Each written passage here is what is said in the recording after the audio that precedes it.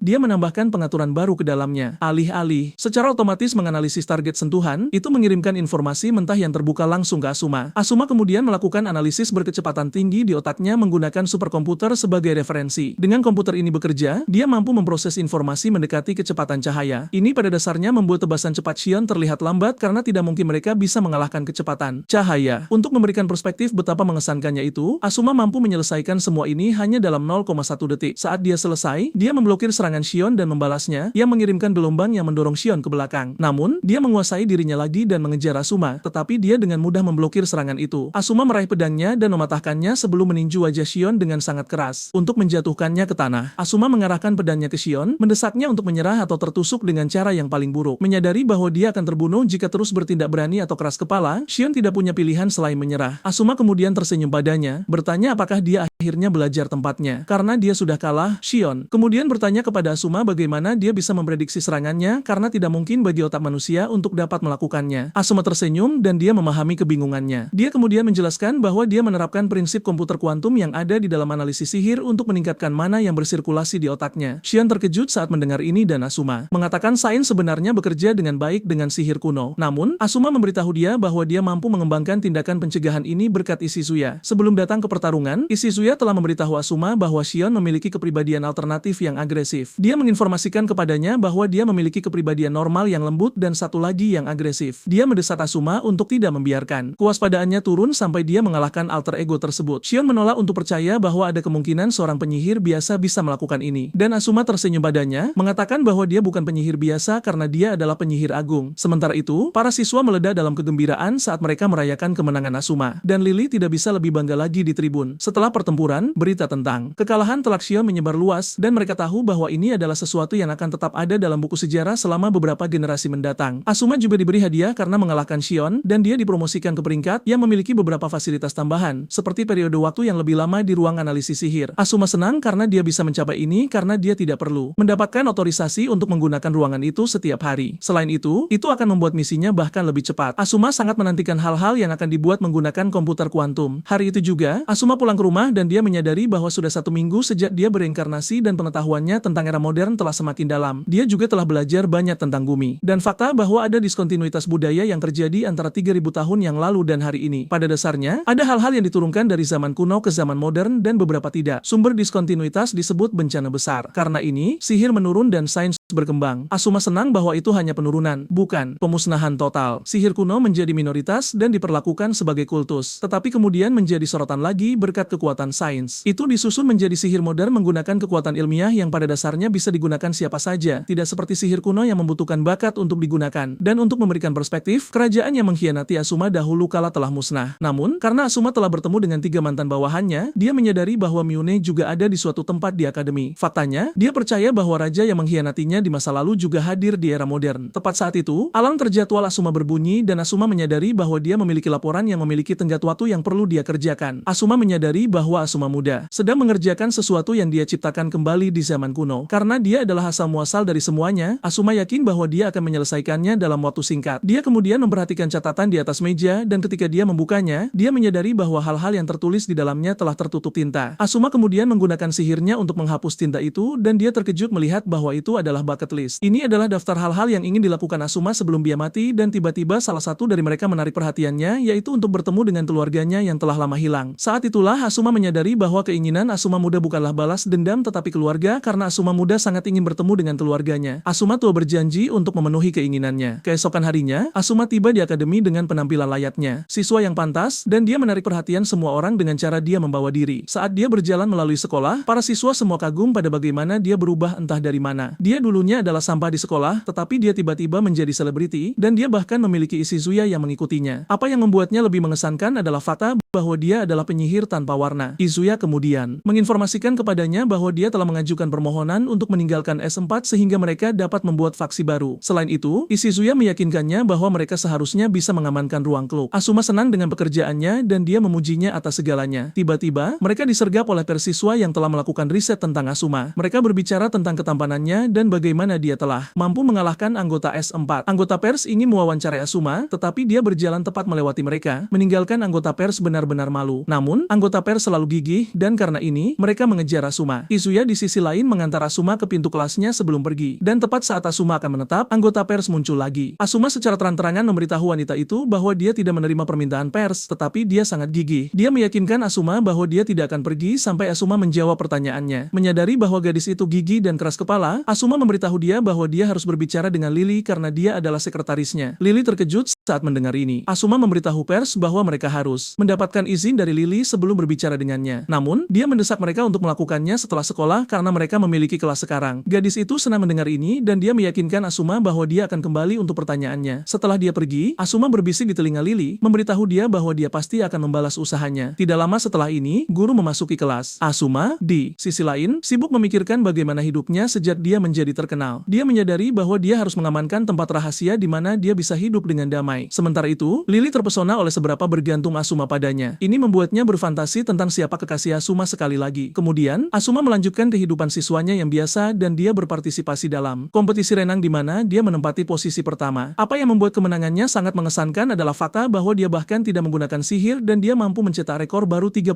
detik. Asuma juga bisa melihat bahwa dia semakin terbiasa dengan tubuh itu. Tetapi pada saat yang sama, dia tahu dia tidak bisa menunjukkan kekuatannya terlalu banyak karena dia akan menonjol. Asuma hanya bisa berdoa agar permohonan Izuya untuk ruang klub menjadi sukses. Setelah meninggalkan kolam renang, dia menuju ke kamar mandi untuk mencuci diri. Karena pelajaran renang adalah kelas terakhir hari itu, dia berpikir untuk mampir ke ruang analisis sihir setelah dia selesai berbicara dengan Izuya. Tiba-tiba, dia melihat sosok aneh di depannya yang ternyata adalah seorang gadis. Sebelum dia tahu apa yang sedang terjadi, gadis itu berjalan dan ternyata adalah MUN dan dia memberitahu Asuma bahwa dia ingin mengenalnya lebih dalam. Asuma segera menjadi waspada karena dia bisa melihat bahwa orang di depannya bukan orang biasa. Asuma mencoba untuk tetap tenang, memberitahu MUN bahwa dia saat ini berada di kamar mandi pria. Namun, MUN berpendapat bahwa dia berada di tempat yang tepat. Asuma kemudian menyarankan agar dia pergi sebelum anak laki-laki lain masuk untuk menemukannya. Namun, dia memberitahu Asuma bahwa hanya mereka berdua yang ada di sana. Asuma berbalik dan menyadari bahwa semuanya sudah berbeda. Bahkan para siswa telah menghilang dan dia dengan cepat menyadari bahwa ada sesuatu yang salah. Dia bertanya-tanya apakah itu serangan sihir, tetapi dia pada dasarnya menyadari bahwa dia berada dalam situasi genting. Dia memutuskan untuk menganalisis situasi dengan lebih baik. Dan untuk melakukan ini, dia menyimpulkan bahwa menjaga jarak antara dirinya dan MUN akan berhasil dengan baik. Asuma berlari ke pintu, dan saat dia bersiap untuk bergegas melalui ruang ganti, dia tiba-tiba mendengar MUN di belakangnya. Ini membuatnya terkejut dan bingung saat dia mencoba mencari tahu apa yang sebenarnya terjadi. Dia bertanya-tanya kapan dia sebenarnya bisa menyusulnya. Tiba-tiba, MUN muncul di belakangnya, menyuruhnya untuk mengenakan pakaian karena tubuhnya menggoda. Asuma mengabaikannya dan fokus untuk mencoba memahami apa yang sebenarnya terjadi. Dia awalnya berpikir itu adalah sihir teleportasi, tetapi dia membuang ide itu karena dia tidak dapat mengonfirmasi jejak mantra apapun. Dia memutuskan untuk ikut bermain dan mencari tahu apa rencana permainannya. Saat mengenakan pakaiannya, MUN memperhatikan bahwa Asuma berdiri dengan waspada, dan dia mendesaknya untuk tetap tenang karena jika dia ingin menyakitinya, dia akan melakukannya. Dia memberitahu Asuma bahwa dia hanya ingin dia mengetahui segalanya tentang dirinya sebelum dia membuat keputusan. Asuma bingung dengan ini karena dia tidak tahu apa yang dia maksud dengan mengetahui segalanya. Setelah memastikan dia telah mengirim cukup rasa takut ke tubuhnya, MUN akhirnya memperkenalkan dirinya, memberitahu Asuma bahwa dia adalah idola dengan lebih dari 3 juta pengikut. Dia memperkenalkan dirinya dengan cara yang paling modis. Tetapi ini tidak mendapatkan reaksi dari Asuma, yang hanya menatapnya dengan datar. Jauh di lubuk hatinya, dia mencoba mencari tahu gerakannya karena dia akrab dengan gerakannya dari 3.000 tahun yang lalu. Asuma tahu betapa berbahayanya baginya jika dia tidak dapat mengetahui rahasia MUN. Karena dia tidak melihat tanda sihir kuno, dia bertanya-tanya apakah dia mampu memperoleh sihir baru setelah dia bangkit. MUN segera menyadari betapa tegangnya Asuma, dan dia memutuskan untuk memberitahu dia tentang dirinya sendiri. Ini pada dasarnya alasan dia ingin berduaan dengannya. MUN mulai dengan mengutip contoh hewan seperti belalang sembah yang selalu memakan rekan jantan mereka. Dia menyebutkan bahwa ada banyak makhluk di dunia yang memakan rekan jantan mereka, dan dia menganggap ini perilaku yang sia-sia dan bodoh. MUN kemudian mengungkapkan bahwa dia di sisi lain ingin didominasi dan dikonsumsi oleh pria yang unggul. Namun, dia tidak ingin pria yang lemah karena dia ingin didominasi oleh pria kuat yang bisa melampaui dirinya. Dia menyebutkan bahwa dia bisa mencium aroma superior yang datang dari Asuma yang mampu mengalahkan 3 anggota S4 lainnya. Entah dari mana, dia menambahkan bahwa Asuma adalah seorang sadis. Asuma terkejut saat mendengar ini karena dia tidak tahu apa yang memberinya ide seperti itu. MUN percaya bahwa mereka adalah pasangan dan inilah mengapa dia ingin menguji kekuatannya. Dia melancarkan tebasan sangat dekat dengan Asuma, yang memotong rambutnya. Ini mengirimkan sensasi dingin ke tulang punggungnya karena dia tahu dia akan mati karena dia tidak bisa merasakan tebasan itu. Ini membuatnya gemetar karena dia tidak ingin percaya bahwa kecepatannya melampaui kecepatan tebasan pedang Shion. Asuma membuang ide ini, mengatakan ada trik lain di baliknya. MUN tersenyum pada Asuma, mendesaknya untuk tidak mengecewakannya. Dan Asuma, di sisi lain, akhirnya mengumpulkan dirinya untuk mengungkap misteri di balik MUN dengan benar. Asuma melihat sekelilingnya dan mengingat semuanya ketika dia disayat di lengannya oleh serangan MUN. Sebelum dia tahu, serangan lain mengenainya di kaki dan MUN memberitahu dia bahwa dia akan bebas melakukan apapun yang dia inginkan dengannya jika dia berhasil mengalahkannya. Namun, dia memberitahu dia bahwa jika dia gagal menyentuhnya, dia akan membunuhnya. Dia kemudian memberitahu dia bahwa dia bebas untuk bersujud di depannya dan merangkak di kakinya jika dia tidak ingin dia membunuhnya. MUN mengatakan menghancurkan sadis seperti Asuma akan menjadi sukacita baginya. Semua saat dia mengatakan ini, Asuma tetap diam dan MUN terus memberikan kerusakan pada tubuhnya. MUN mengolok-olok Asuma menanyakan apakah dia sangat takut untuk bergerak dan dia memberitahu dia bahwa dia benar-benar mengecewakan. Dia juga mengungkapkan kekecewaannya pada keengganan Asuma untuk bertarung. Asuma akhirnya memecah keheningan dan MUN percaya bahwa dia ingin memohon untuk hidupnya. Namun, Asuma memberitahu dia bahwa dia salah paham karena dia hanya ingin memberitahu dia bahwa dia tidak akan pernah merangkak atau memohon untuk hidupnya. Asuma kemudian menambahkan bahwa dia bahkan tidak menyukai MUN dan ini mengirimkan gelombang kemarahan ke tubuhnya. Asuma melanjutkan dengan memberitahu dia bahwa semua bicaranya tentang pria kuat dan dominasi tidak ada hubungannya dengannya. Asuma kemudian menutupnya dengan mengatakan dia tidak memiliki keinginan untuk mendapatkan kekasih. Asuma mengolok-olok MUN karena berpikir dia memiliki kesempatan untuk mengendalikannya, memberitahu dia bahwa mereka berada pada level yang berbeda karena dia jauh lebih kuat darinya. Ini membuat MUN marah dan dia memberitahu Asuma untuk mendukung kata-katanya dengan membalikan situasi karena pria yang tidak bisa mencintainya tidak pantas mendapatkan alasan untuk ada. Dia dengan marah meluncurkan serangan sihir ke Asuma dan dia memblokir serangan awal. Namun, MUN menindaklanjuti dengan serangan lain yang menyayat dadanya. Namun, Asuma tidak khawatir karena dia telah berhasil menyelesaikan persiapannya. MUN juga menyadari bahwa ada sesuatu yang salah karena Asuma bahkan tidak mencoba untuk membalas. Tepat saat itu, Asuma mengeluarkan lingkaran sihir dan dia menjadikan dirinya target lingkaran itu. MUN terkejut melihat ini dan dia pikir Asuma sudah gila karena dia mencoba menyakiti dirinya sendiri. Asuma kemudian menertawakan MUN, memberitahu dia bahwa dia salah paham karena ini pada dasarnya adalah solusinya untuk masalah tersebut. Dia telah menemukan cara untuk menembus jebakan MUN dan ini adalah satu-satunya cara. Awalnya, Awalnya, Asuma khawatir karena dia merasa aneh bahwa penyihir agung seperti dirinya tidak bisa merasakan lintasan serangan MUN sama sekali. Karena ini, dia mengerahkan ranjau tak terkalahkan yang diresapi dengan keterampilan analisis ke udara.